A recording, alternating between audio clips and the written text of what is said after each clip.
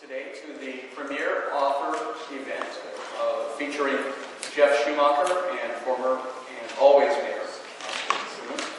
And Geoff, look how many people came out to see you and me.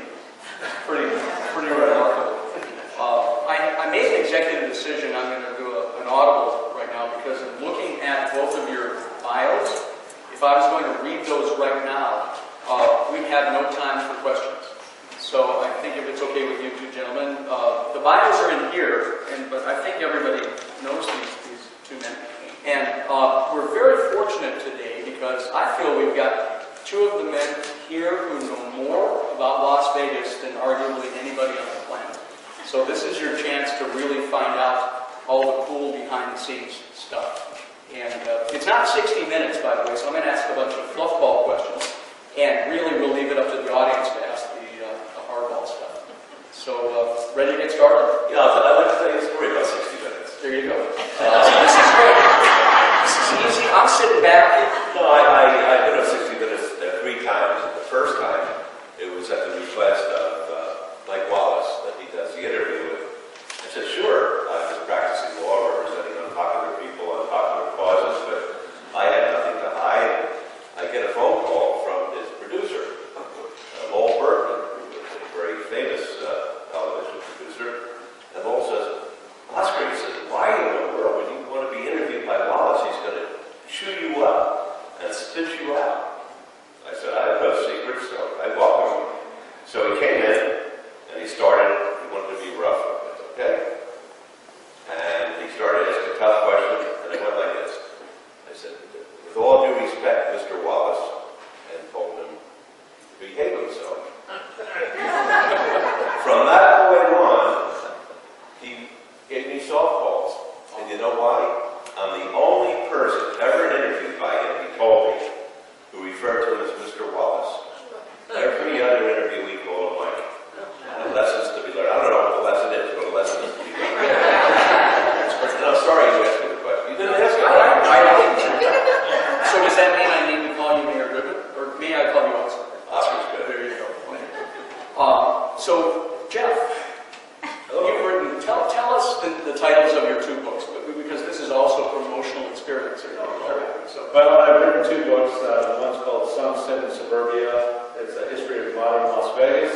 And the other one is Howard Hughes, Power, Paranoia, and Palace Intrigue. And that's about Howard Hughes' years in Las Vegas, which I am not old enough to remember, but I did a lot of research. So. And something you both have in common is you have really long book titles, I've noticed. So what's the name of your book? Being Oscar, from mob lawyer to mayor of Las Vegas, only in America. There you go. See, I'm not lying. So Geoff, I'll start with you. What is it about Las Vegas that makes such fascinating storytelling? Well, I think and of course, right here on the stage, I mean, there's a lot of larger-than-life characters in Las Vegas who really built this town. And, if you're from somewhere else, you might struggle to know how did my town start? You don't really know. You don't really care. Maybe it was boats were docking there, or, fishermen were spending a lot of time there.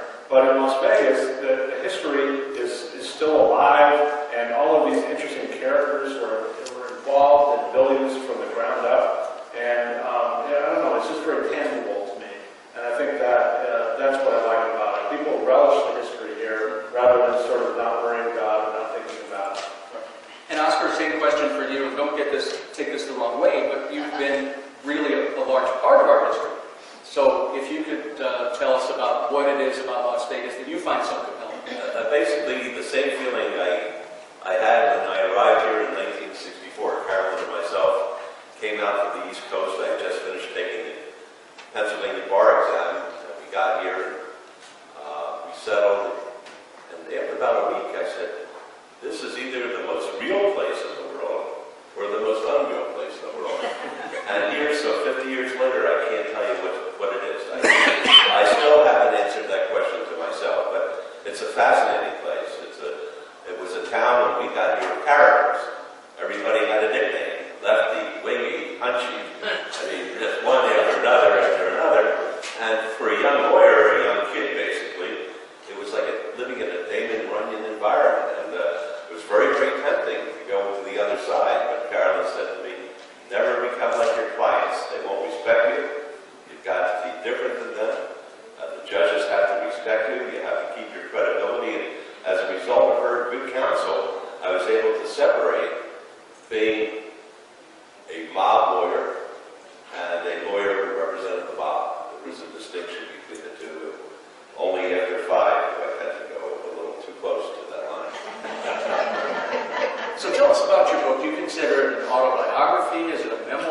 You know, it's like, it was interesting. It takes a lot of courage to read it, to write a book, because you have to read it.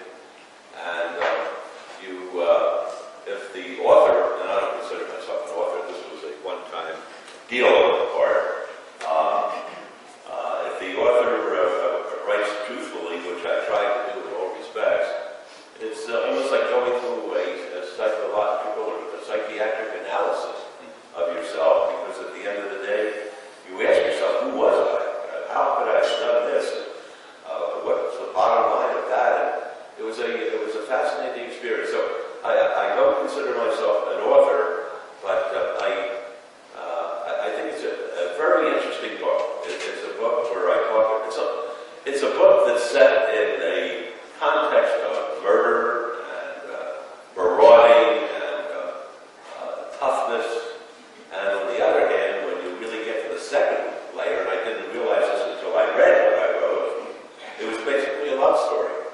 It was a love story of a young lawyer with his family, his nuclear family that raised him, with his newly acquired wife, with the children that were raised by the two of them. That's a love story in itself. It's a love story about the law. And you can see through the book that Justice Holmes says that the law is a jealous mistress. It was certainly true in my case, because I would basically never be home. Carolyn raised the 4 children. I would leave every Sunday afternoon to fly some place in the United States, or sometimes even out of the United States, to represent a client. I'd go through the trial process during the week, and on Friday night, I would come home and spend just a couple of hours basically on Saturday with the family, going to the ball games and going to see their recitals and the like. But they all turned out fine. I'm the only fellow that had a problem, because I missed being with them. But that's the second part of the love story, the love for the law. And the third part is when I decided to run for mayor, the love for the city. I get a kick out of people who write letters to the editor. I hope they're married to somebody just like them, because they will aggravate each other to death if they're married to somebody. They mean-spirited, always thinking that there's an ulterior purpose as to why somebody does something. I ran for mayor because this town would be great to me. Had all the money that I could ever spend. Tony Schumacher, one of my clients, had a very good saying. It's true. I think more people should live this way. You can only eat one steak at a time.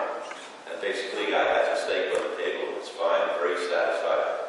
But there was something missing, and that was giving back to the community that allowed me to do things that no other community in the world would have let me do. I couldn't have done what I did. I arrived here at the right time. I had the right Supreme Court in place, at the Warren Court, with all of the basically Bill of Rights being examined and interpreted to apply to individuals instead of to a progressive government. And I had the best of it as far as practicing law. And that's the reason I became the mayor. I thought I'd be a one-term mayor. 4 years was going to be plenty for me. I thought it would be like a sabbatical, but I enjoyed it so much, and I saw little things happening along the way that I really said, I'll try it again. And then I tried it a third time, and then they included me out on term limits. Now we made American history. I'm the only mayor ever to swear in a spouse to succeed him. And that was great. People ask me whether I miss being the mayor, and I tell them every single minute, every single day, but it's better sleeping with her. Right. So Geoff, and you guys are joined at the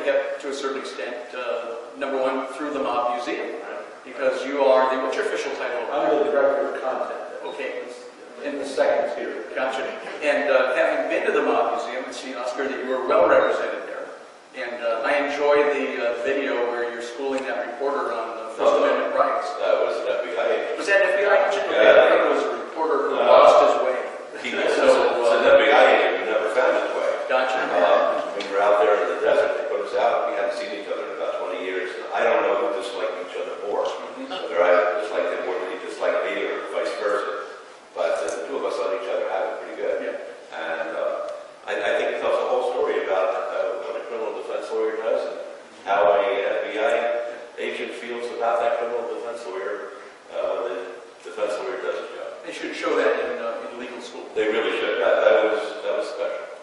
So Geoff, you are really one of the foremost chroniclers of Las Vegas culture, history, behind the scenes stuff. So tell us something about Sun, Sin, and Suburbia. Did I get that right? Sun, Sin, and I'm Suburbia. trying to read upside down, and I read the book too, by the way. And so what compelled you to write that? And I know it's a different kind of a history of this town.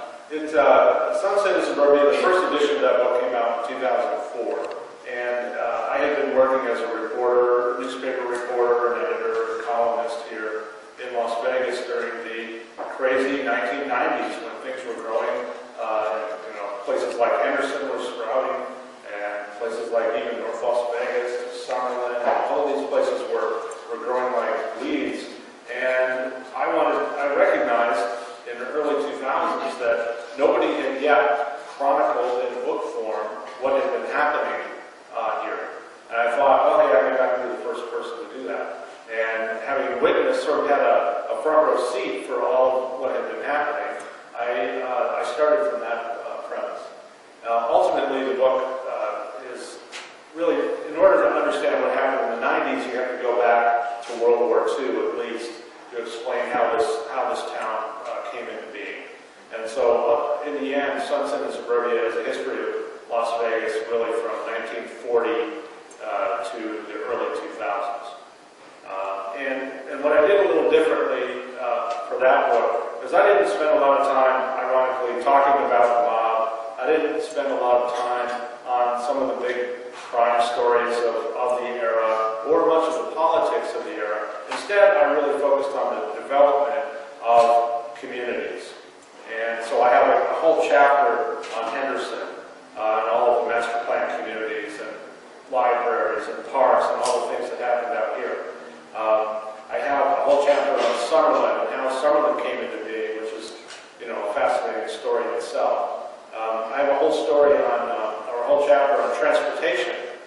I can remember when there wasn't a beltway, and so the history of that would not be told by, the average person. You might have followed it in the newspaper, but you wouldn't see the whole narrative arc of how all these things came to be. So I have a whole chapter on that. So it's more, I guess, a history, and it isn't quite as boring as I've just portrayed. But there's a lot of fascinating characters who were involved in these things. Howard Hughes, and Hank Greenspun, and people like that who really believed in this town from the beginning. And then there's also the Strip, of course, and downtown. And I did a new edition of the book in 2012, and with all of the changes and progress that was made downtown during that era from 2000 to 2012, I had to chronicle that as well. So the new edition has a lot of new information about downtown and anything else that happened after the first edition. And I'll tell you this. Well, there are two great buys or acquisitions that the Bob Museum made. One is Jonathan Holman, who is a terrific director. And the second is when they hired Geoff, because he brings this institutional knowledge basically with him, and he translates that into the various exhibits and programs that are taking place. How many have been down to the Bob Museum in Las Vegas? Okay, well, you know that it's a real museum. It's not a gimmick, and it's a very serious venture on the city's part to promote this unique history that we have here. There's no other city that comes from this kind of background, and rather than to apologize for it or to aggrandize certain elements of the community, we try to make it as straight as possible. We had an awful lot of opposition when we started because there were accusations that I was building a building in honor of myself, that I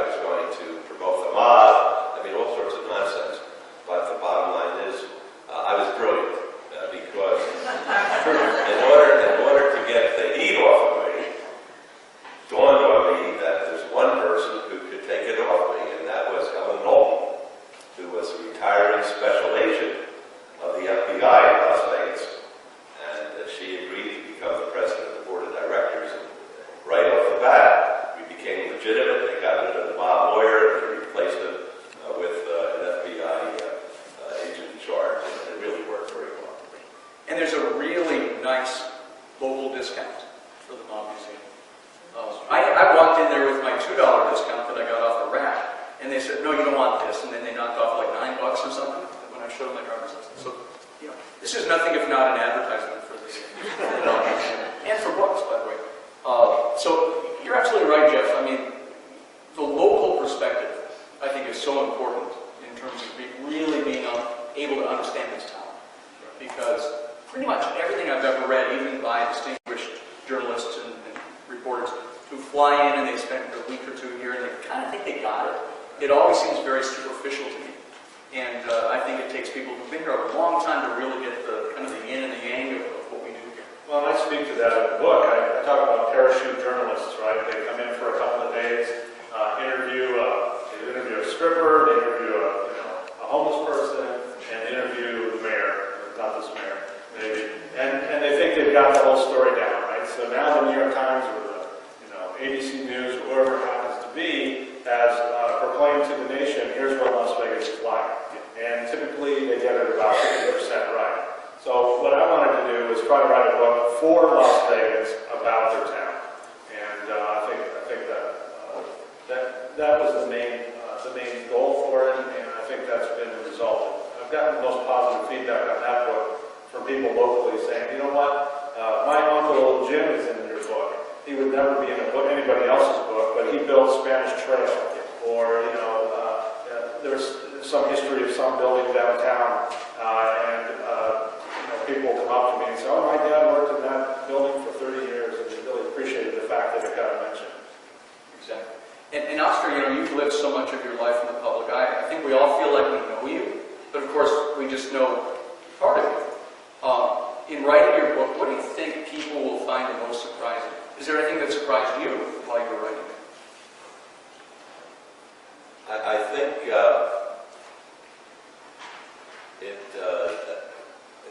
it made me think about what was the most important thing in my life. You don't think about those things. You're too busy taking care of somebody else. You're too busy trying to make a living. And it had me reflect. And as I say, it's a love story. And it really made me think about how much I love my wife, how much I love my folks, how much I love my children. And that I really wasn't this tough guy that people had portrayed me as, but rather had a very sensitive side to me that I don't show for fear, basically, that they'll take it as a sign of weakness. And what is it that compelled you to write the book in the first place? Because it had nothing to do with it. You can drink so much. I had a great job. I'm working for the Convention Authority. It's the parade. And I get up every day and I go out with 2 showgirls, one on each arm, and a martini at 7 o'clock in the morning, thanking our conventioneers and our guests for choosing Las Vegas. It's so very competitive out there. And they found psychologically it does go a long way when you thank somebody for coming here, because then they want to come back. They know they're appreciated. Basically, that's what I was doing. By noon, I was smashed every day. And I said, I'm going to end up like the goldfish that I put in my drink to see whether they get cirrhosis. I said, I can't drink as much as I'm doing. I can't have this good of a time. So I would take the afternoons off, and I didn't know how to write. So I just wrote down little vignettes about my life. And when I was trying a case back in Philadelphia, one of these mob cases back there, I had run into a reporter for the Philadelphia Inquirer who I had a little respect for. He appeared to be reporting the case legitimately without skewing it, and he would actually be in the courtroom, unlike so many newspaper reporters who write a story about something that's happening in court, and they're in the cafeteria while something was happening, and then they wait for the soundbite after court is over for one of the attorneys in the case. And I had some respect for him, and I called him and I asked him whether or not that he would help me with the book. And basically, he did something that I felt was invaluable. I would write these. I'm computer illiterate, so I write everything out on a yellow legal pad, and I disciplined myself so that every day I would write for 2 hours, even if I didn't feel like writing.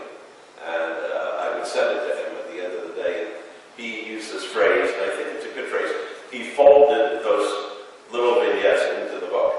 And it's a book that reads very nicely. Carolyn has read the book 500 times. Not because she liked the book, but I asked her to please correct my grammar. It took her 500 times to do it.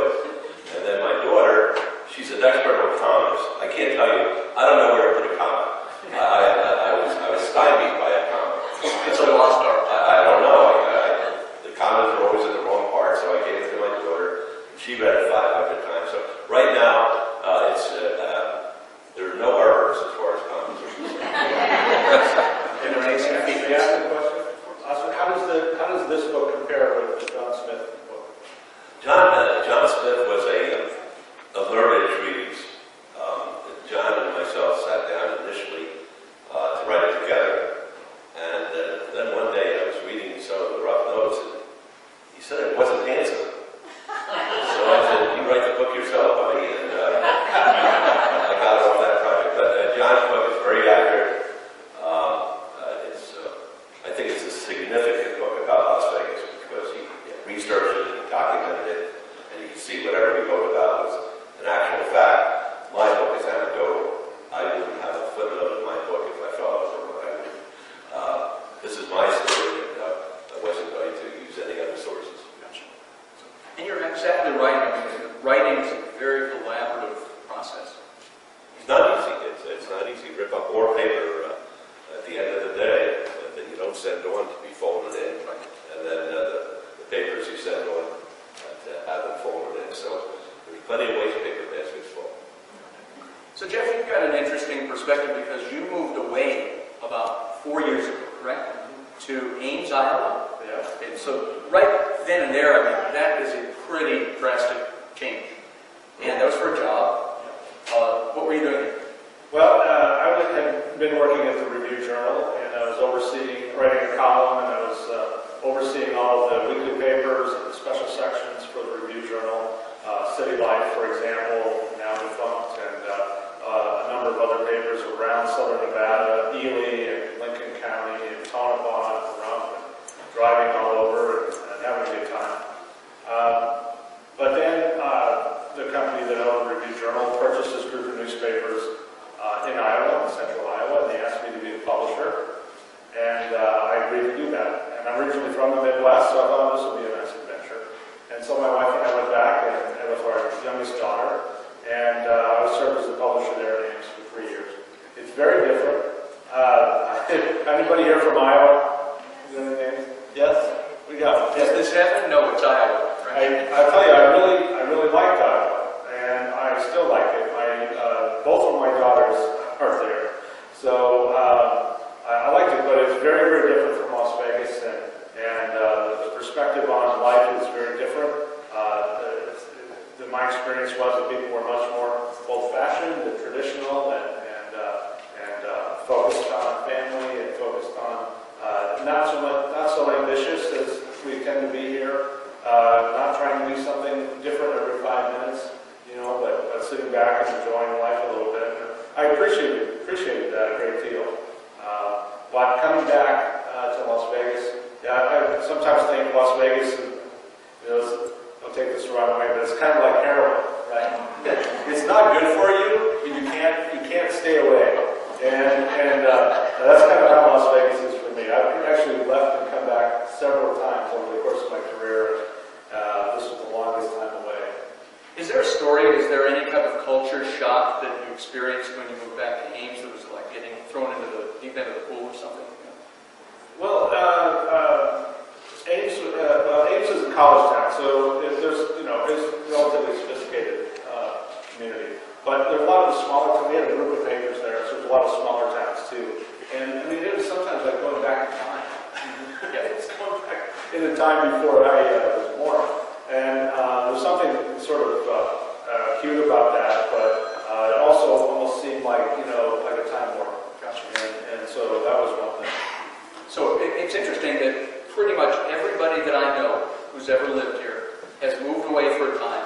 And I would say 90% of them have moved back. And this is a question for both of you. What is it about the gravitational pull of this town that makes it so hard to stay away, other than the heroin aspect?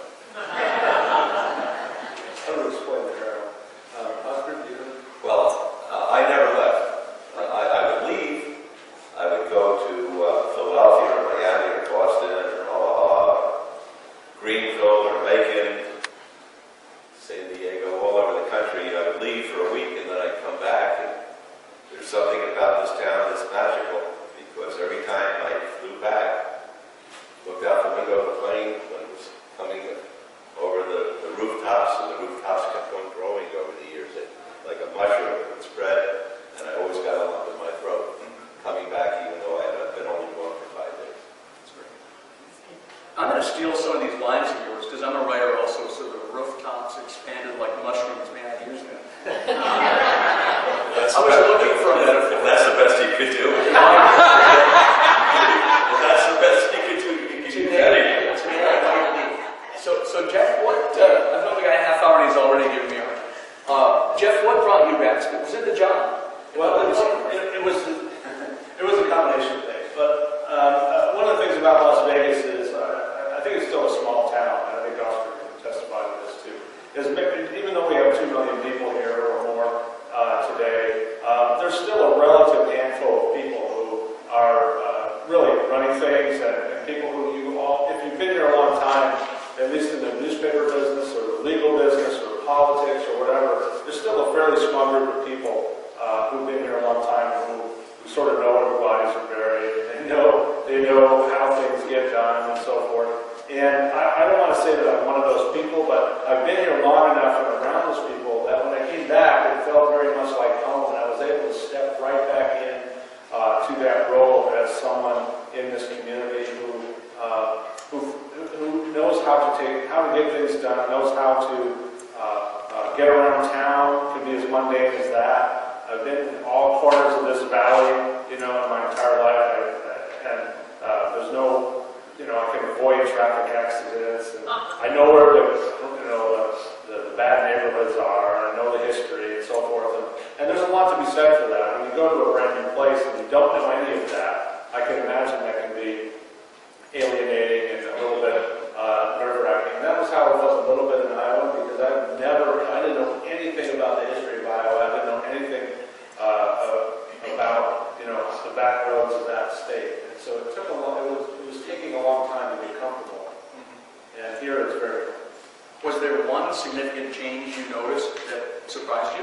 In terms of leaving and coming back? The economy is getting better. Okay, for one thing. It was when I left early 2011. I mean, we're in pretty bad shape, and it was a lot of depressing, empty buildings and a lot of houses that were empty here, as you know, and it was touch and go there for a little bit. But I think Las Vegas proved its resilience, as it always does, and so coming back, things started looking a lot brighter. Right. And let's talk about the recession just a little bit, not to bring everybody down, because we are coming back. But I've been here, well, I originally moved here in 77 and then moved away and then moved back, so I'm part of that 90%. We came out here to stay in 1981, and, we experienced some downturns, but I think, this town, this economy always felt, because we always did, that we would bounce back in 6 months. And so when the latest one, the big one hit, I think most people felt the same way for a while until they realized the magnitude of it. And then it was like, holy cow, we got to hunker down. So I feel like it rocked our collective consciousness and our confidence for a while, and we may not even have that back. What's your sense of that, Oscar? Well, the world changed.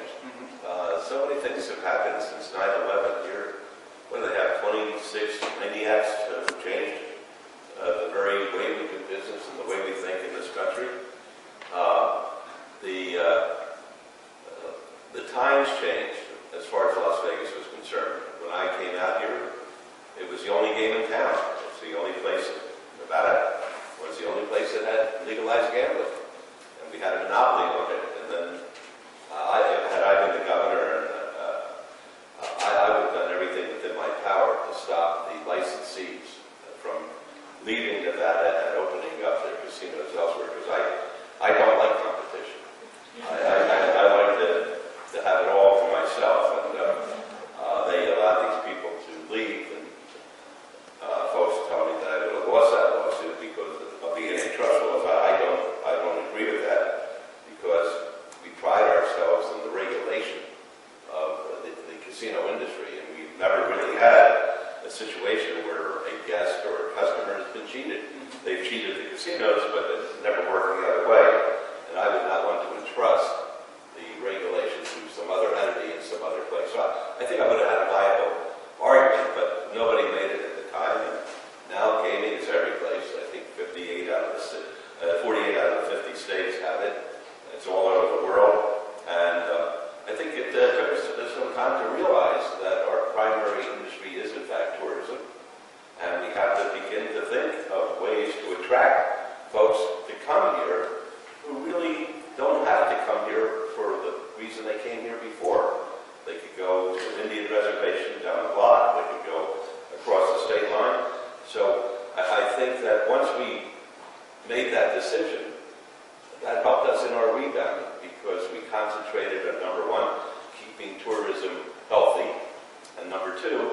thinking of other ways that we could diversify the economy. And with a little bit of luck, we were able to get Tony Shea to come into the downtown and make a substantial investment there. And it's a vibrant place now.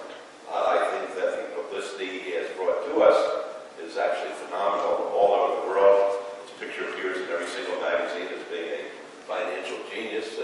It's from Las Vegas that message is going out, and folks come here and they say, maybe we should open up a high-tech business in Las Vegas. Maybe it's not just gambling. So I think it's a step-by-step situation.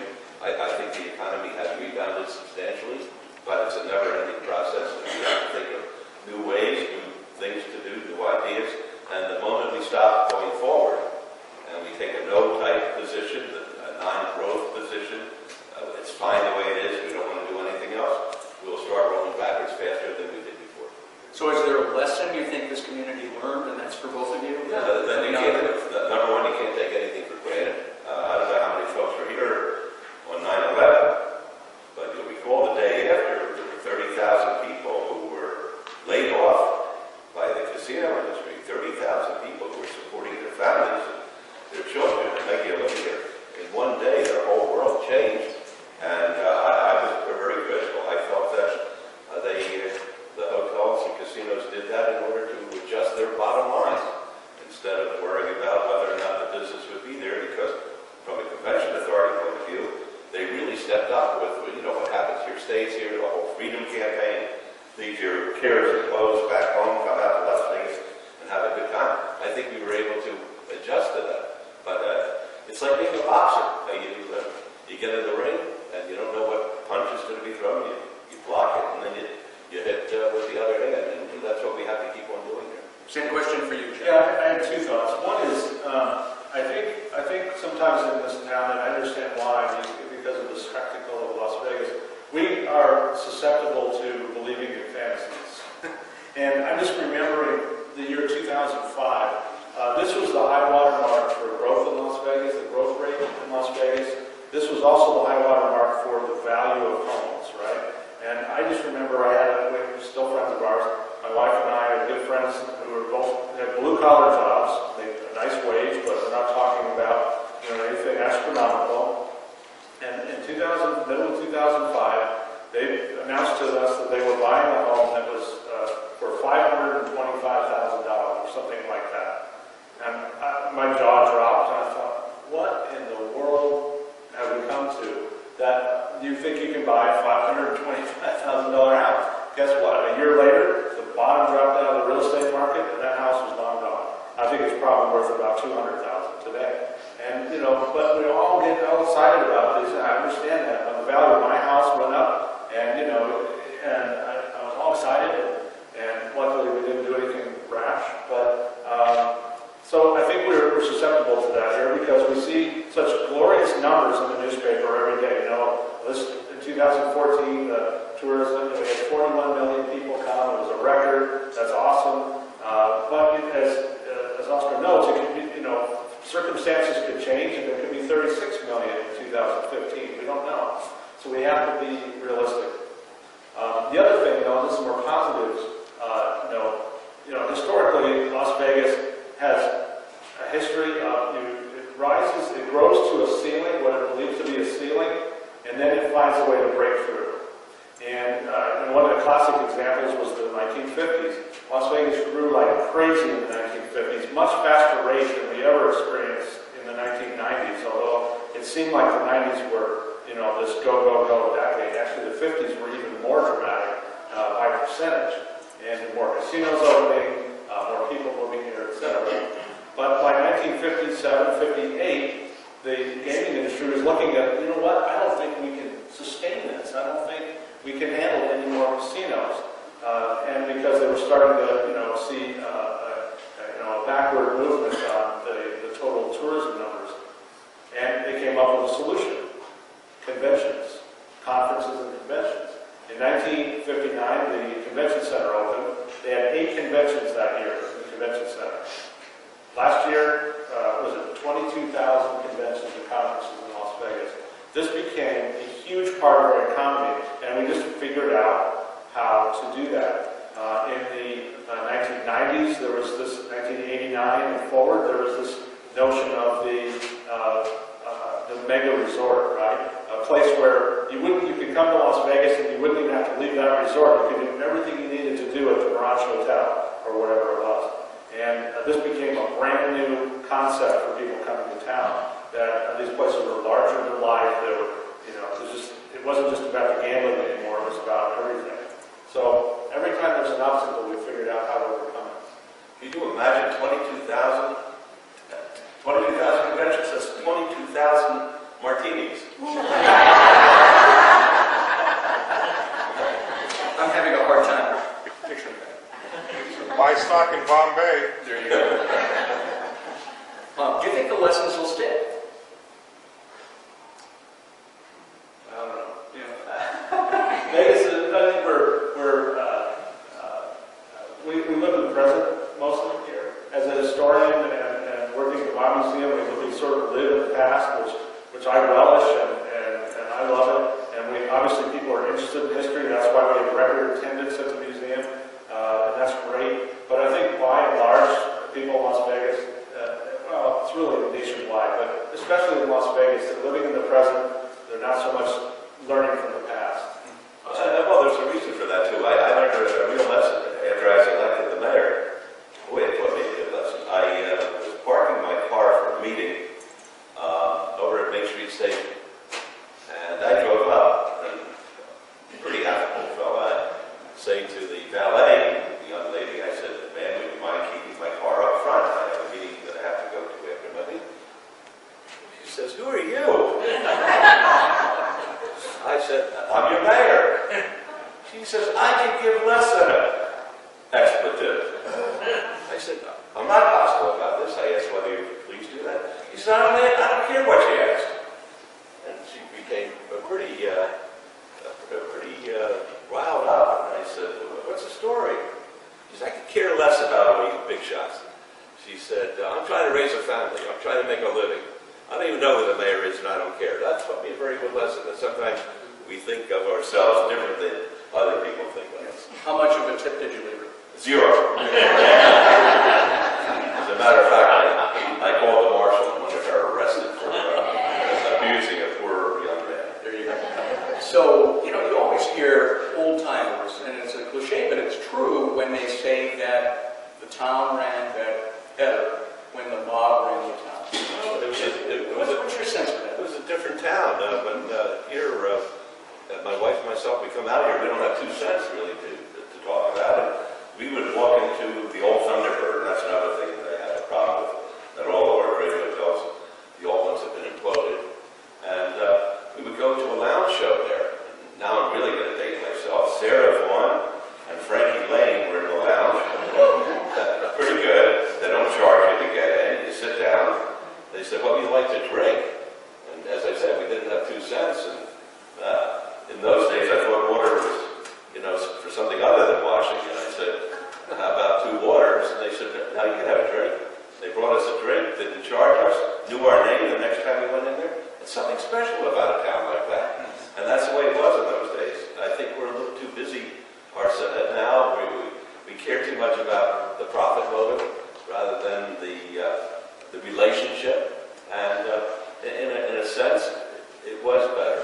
Practicing law was better in those days. You didn't have to have a contract or something. You shook another lawyer's hand, and that was good enough. You went to a judge, you explained that, your child was going to play in a little league game, like out of court an hour early. No one got excited about things like that. Now, everything's made into a big deal, and it's a little too formal for me. Geoff? Yeah, I think it's important when people say that to remember that it was such a smaller place at that time than it is today. Anytime you have a conglomeration of 2 million people, you're going to have issues. You're going to have crime, you're going to have poverty, you're going to have education challenges, you're going to have traffic, you're going to have all these things that we really, and I can remember back to the late 70s anyway, and we didn't have nearly as much of those things. I don't know that the mob had a lot to do with that, because I didn't go to the casinos. I just remember, riding my bike when I was 11 years old around Las Vegas, and I could ride it anywhere. If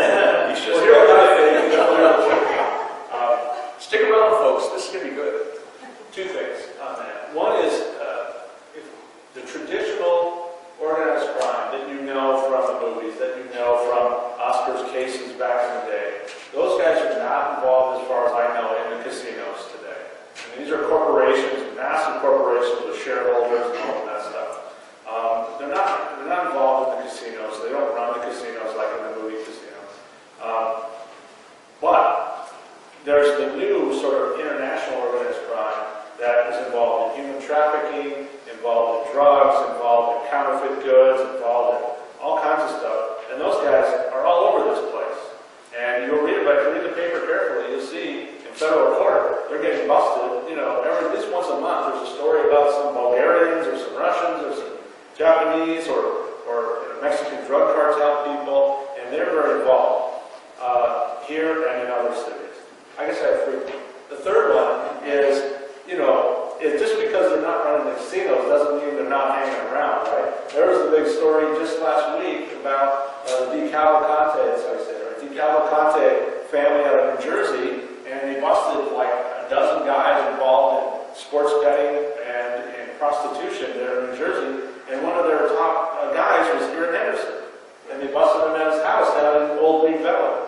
So they're hanging around. Oscar. Well, most of them are either dead, rotting in prison, or when I became the mayor, they had nobody else to represent them, so they left town.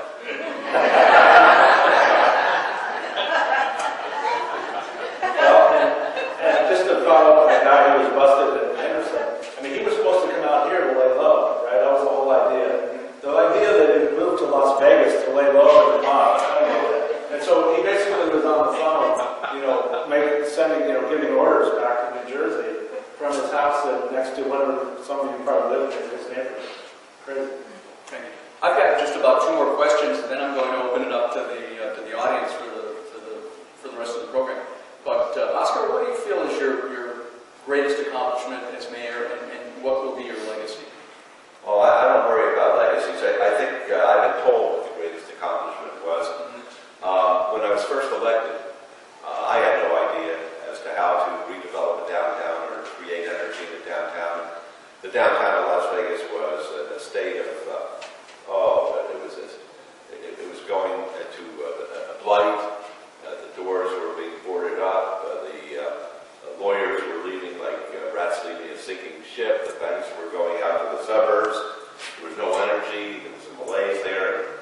I had a very busy law practice where the phone rang all the time. I was always in action. And I was sitting up in my office and nothing was happening. No one was interested. And I really couldn't blame them because I wouldn't invest 2 cents in a place that was going to see the way the downtown was. And one day I was out at UNLV making a speech, and Dan Van Epp, who was the president of the Hughes Corporation, he came up to me and he said, I was a great detractor of yours when you were running. I thought that if you were elected, the mob would run city hall and you'd be the worst thing in the world for Las Vegas. He said, but I see you're trying. He said, is there anything I can do for you? I said, look, bygones are bygones as far as I'm concerned. I need a baby course. I need a 101 course on how to redevelop a downtown. And he was a man of his word. He got the CEO of the Rouff Corporation, which was a subsidiary. Hughes was a subsidiary of Rouff. And he came out, and Rouff had developed the Seaport in New York. They did Faneuil Hall up in Boston, the Penn's Landing in Philadelphia, the Baltimore Harbor. I mean, these were real inner-city developers. And the fellow sat across the table from me, and he said, what do you want? I said, I have to find out how do you develop a downtown. He said, what do you want it to be? And I poured my heart out to him. I said, I want to have great academic medicine there. I want to have great culture there. I want to have great sports there. I want all of these things. And I talked to him for an hour, and he said, you can't do it. I said, I can't do it. Why can't I do it? He said, you don't have what you need. I said, what's that? He said, land. Well, I didn't know what an infill piece was if I fell over it, but I said, we have that piece. And he says, little piece called an infill piece down from City Hall. He said, no, land. I said, well, we have that piece. He said, no, land. Well, I went home that night. I was distraught.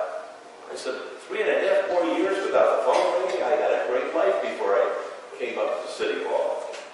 And then it dawned on me. Light bulb went on. Every day,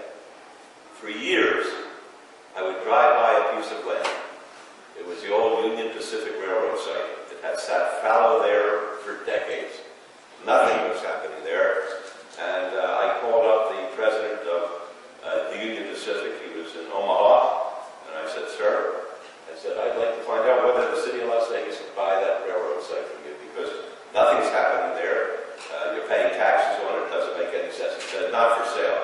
I said, everything's for sale. He said, no, not for sale. Well, sort of like a little nipping dog, he kept on nipping at him and nipping at him and nipping at him until we finally were able to agree on a price. And we didn't have money as a city. But there were smart people in the city who said, why don't you trade land, which you have up at Westlake Meaden today, a very affluent part of the city of Las Vegas, for this railroad site. And we were able to work out the trade.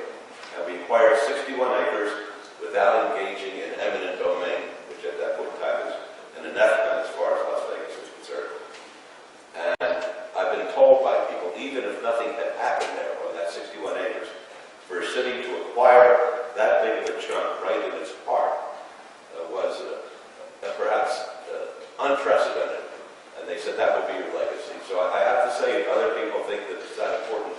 But of course, we began to develop it, and now we have, I don't know how many people get down to Las Vegas and see what we have at our wonderful Smith Center of Performing Arts. It's just a phenomenal center. We've got the Lou Rouff Cleveland Clinic Brain Institute with the Frank Gehry design building. We've got the World Furniture Mart there. We've got the premium outlets there.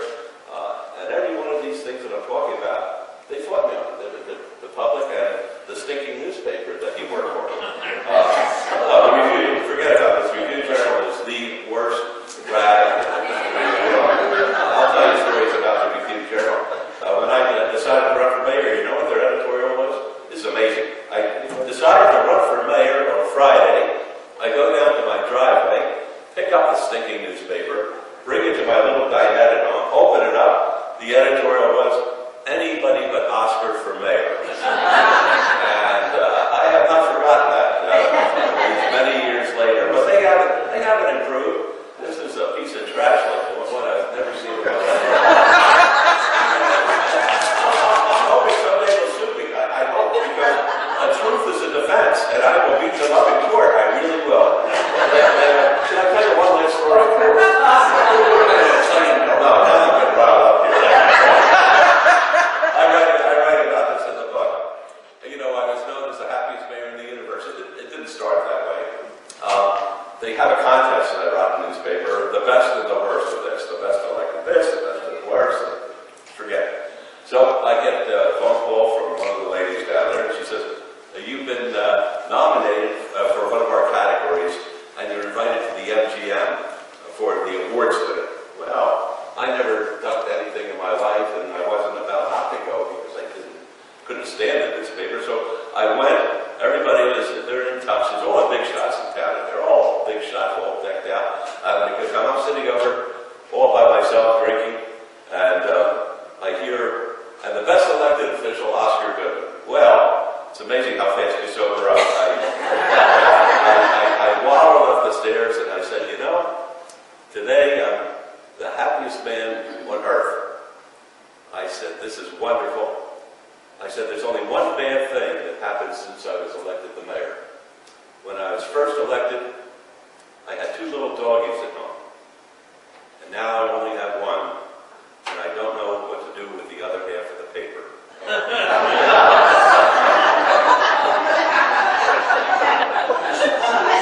Don't hold back. You know, I had another question, but I'm not so sure. I think we're going to end on that note. Let's go ahead and open it up to, yes, sir. Your wife at the Rouff Center the other day mentioned medical tourism. Could you tell us a little bit about what you're doing with Rouff and the other? Yeah, this is a real passion that my wife has. She's very active in trying to get a medical school into downtown. And she's working every day with the Cleveland Clinic, trying to get them to expand. We set aside, I think, 10 more acres for them to expand the Rouff Brain Institute, and it's been phenomenal.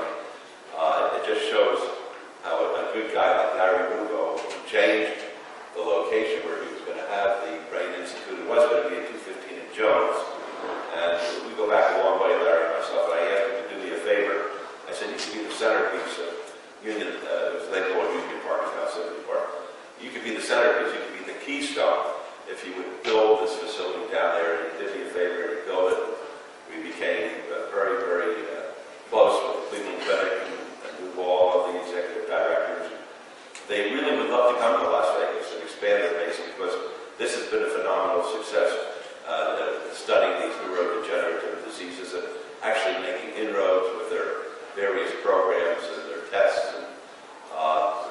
like Las Vegas. People come to Las Vegas, that's what medical tourism is, because there's something special here where they can't get it someplace else. They always used to say, if you need good medical help, where do you go? And the answer always was the airport. Right now, that's not the case. We're getting some good doctors here. We're getting a reputation. Not all, but many are excellent. And we would love to start with that. But until we change the way the insurance premiums work here in Nevada, we're never going to be able to attract the great doctors through residencies, because they can make 1/3 as much going across the border to Utah. And if they weren't concerned with the taxes and all the problems California has, they could make 1/3 as more over there than here. So we really have to get the legislature to understand that they have to change the whole formula as far as premiums are concerned that they get for payments to docs, because until we do that, we're not going to have great medicine everywhere. Thank you. I saw another hand. Yes, sir. No, I was just going to thank Mr. Mayor that when I moved into my subdivision, it was the safest subdivision, seriously, in Las Vegas, because my neighbor was Mr. Pilatro, and they said there were so many law enforcement watching him, there's no place a criminal could possibly park. That's true. So we had the safest thing. And I know the neighborhood well. I spent a lot of time over in that neighborhood. He used to walk around the park for fear that if he spoke in his home, our conversations would be recorded. Yeah. No, there's brothers down the street. Right, they had this little compound there. Yeah. It's a nice neighborhood, too. That's good. Scott, you had a question. I did. Somewhat related to the medical tourism question, or same kind of question. If you look at the major tech hubs in the country, they're generally right around someplace where there's a really strong tech academic and kids come there, love it, and stay there and provide the talent. What are the plans here to improve the educational side on tech? I wish I could answer that question. I'm a great believer in accountability. I think it's important to be able to point to somebody and say, you're not doing your job or you're doing your job. Here, the way our government systems are set up, you have to be a genius to figure out who's responsible for being in charge of a particular organization or a subdivision. We have a different government for Henderson, a different government for Las Vegas, a different government for the unincorporated area of the valley, a different government for North Las Vegas, Boulder City, each with their own management. We have a school district that is run independent of any of these other entities. We have a legislature that doesn't have to follow an open meeting law and feels obeyed behind closed doors. There's a lot that's wrong around here. And one of the things that's always troubled me, because I think it was Geoff who said, we could have 41 million visitors this year, and we could have 36 next year. If God forbid we had a terrorist type event, which is not out of one's imagination, overnight we could become a ghost town. I mean, it would change the way people look at us. After 9/11, something that happened 3,000 miles away affected us dramatically here for months, if not for years. And it's very, very important that we be able to address matters of homeland security. If God forbid there's a problem here because of all these different entities that are existing within this valley, there won't be one spokesperson. It'll be like the Tower of Babel. Think back to 9/10. Rudy Giuliani was really at the low point as far as his popularity was concerned. Wasn't living at home, living on a friend's couch or sofa in their house. Everything was wrong as far as the New Yorkers were concerned about him. Come 9/11, he became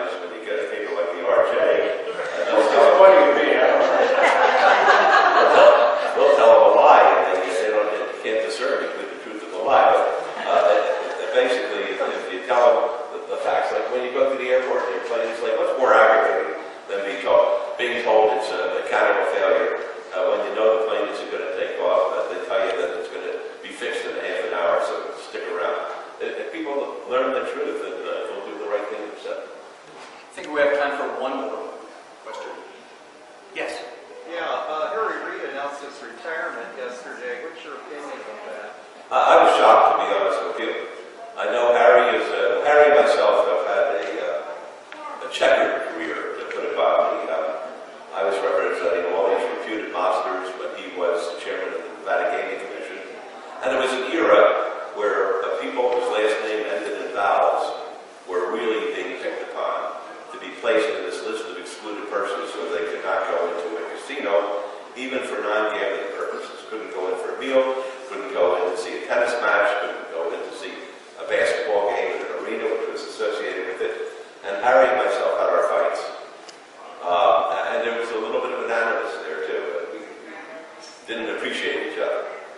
When I became the mayor, I made a point of going back to Washington, D.C. about 3 times a year to visit with our congressional delegation. And I'll never forget this one time. I visited with Senator Reid. He had a beautiful little office, probably the nicest office other than the president's, back in D.C. And it was a day that he was on the phone trying to get votes gathered in order to prevail on a point about Yucca Mountain. And I agreed with his position on Yucca Mountain. I felt until they were able to assure us that there's no danger with the transportation of nuclear waste, that they should have the transportation coming to Nevada. And I saw him work. And I know it's so easy to say that these elected officials make a lot of money, that they're on the public dole, they don't do anything.